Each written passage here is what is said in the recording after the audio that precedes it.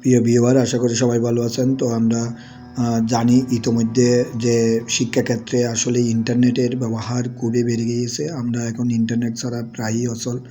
আমাদের প্রত্যেকটা মুহূর্তে মানে শিক্ষাক্ষেত্রে বিভিন্ন এই সমস্যা সমাধানের জন্য আমাদের ইন্টারনেট খুব দরকার। আর বর্তমান যে ইন্টারনেট ব্যবস্থা এটা খুবই স্লো।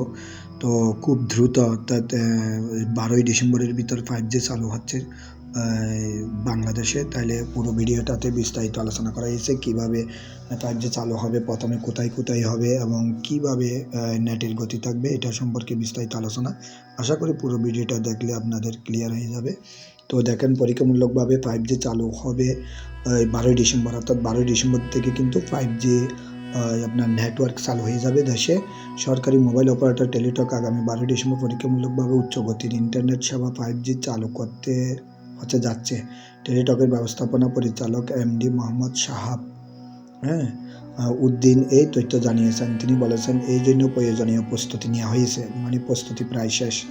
আর শনিবার টেলিযোগাযোগ খাতের সাংবাদিকদের সংগঠন টেলিকম রিপোর্টার নেটওয়ার্ক বাংলাদেশের TRNB সদস্যদের জন্য আয়োজিত 5G প্রযুক্তি ও টেলিটকের প্রস্তুতি শীর্ষক এক কর্মশালায় টেলিটকের ব্যবস্থাপনা পরিচালক এইসব জানান।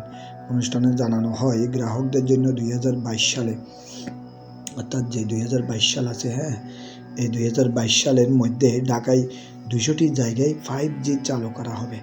তো এই বছরে, অর্থাৎ 2021 সালের 12ই ডিসেম্বর কিন্তু এটা চালু করে ফেলা হবে এবং 22 সালের মধ্যে কিন্তু ঢাকার 200টি জায়গায় 5G চালু করা হবে। ক্রমান্বয়ে সারা দেশে চালু করা হবে, চট্টগ্রাম সহ সারা দেশে চালু করা হবে।